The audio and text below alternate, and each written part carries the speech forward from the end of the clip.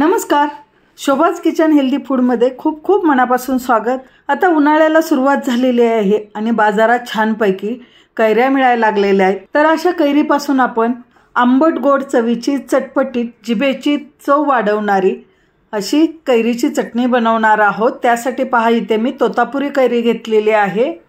ही चवीला अतिशय छान लागते आणि कमी आंबट असते। त्यानंतर कोथिंबीर निवडून घेतलेली आहे, अर्धा नारळ, लसूण आणि मिरच्या। तर नारळाचे मी काप करून घेणार आहे, लसूण सोलून घेणार आहे आणि कैरीचे काप करून घेणार आहे। आता कैरीचे काप मी एक मोठी वाटी घेतली, अशा प्रकारे काप केलेले आहेत कारण ती कमी आंबट आहे। एक छोटी वाटी कोथिंबीर आणि एक छोटी वाटी खोबऱ्याचे काप केलेले आहेत। तसंच 4-5 हिरव्या मिरच्यांचे तुकडे घेतले, 5-6 लसणाच्या पाकळ्या आणि 10-12 कढीपत्त्याची पानं घेतलेली आहेत। आता हे सर्व आपण एका मिक्सरच्या भांड्यामध्ये टाकू। खूप साधी, सोपी आणि टेस्टी रेसिपी आहे, अगदी 2 मिनिटात बनते। या प्रकारे सर्व साहित्य मी मिक्सरच्या भांड्यामध्ये टाकलेलं आहे। कोथिंबीर जास्तच घ्यायची म्हणजे कलर आणि चव छान लागते। अर्धा चमचा जिरे टाकले आणि चवीपुरतं मीठ टाकलं आणि तुम्हाला गोड चटणी आवडत असेल तर तुम्ही साखर टाकू शकता। तसंच काही कैऱ्या खूप आंबट असतात, त्यावेळी 1 चमचा साखर टाकायची। अशी आंबट गोड तिखट चटणी खूप छान लागते।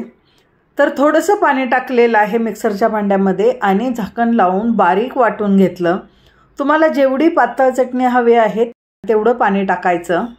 तर ही चटणी तुम्ही अशीही खाऊ शकता, म्हणजे विदाऊट फोडणी अशी सुद्धा खूप छान लागते तोंडी लावण्यासाठी। मी इथे फोडणी देणार आहे।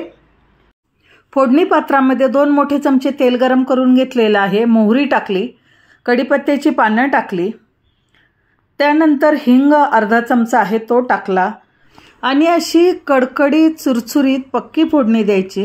अशा चटणीची चव खमंग आणि चुरचुरीत लागते। तर तुम्ही अशीही चटणी खाऊ शकता किंवा विदाऊट फोडणीची खाऊ शकता।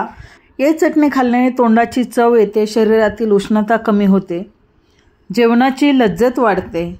तर ही चटणी तुम्ही डोसे, इडली, आप्पे, ढोकळा, समोसा कशाही सोबत खाऊ शकता, अतिशय छान लागते। मी इथे घावन केलेले आहेत आणि घावन सोबत नाश्त्यासाठी मी ही चटणी खाणार आहे, तर अतिशय टेस्टी झालेली आहे। रेसिपीप्रमाणे एकदा तरी कैरीची चटणी अशी करून पहा, तुम्हाला नक्की आवडेल।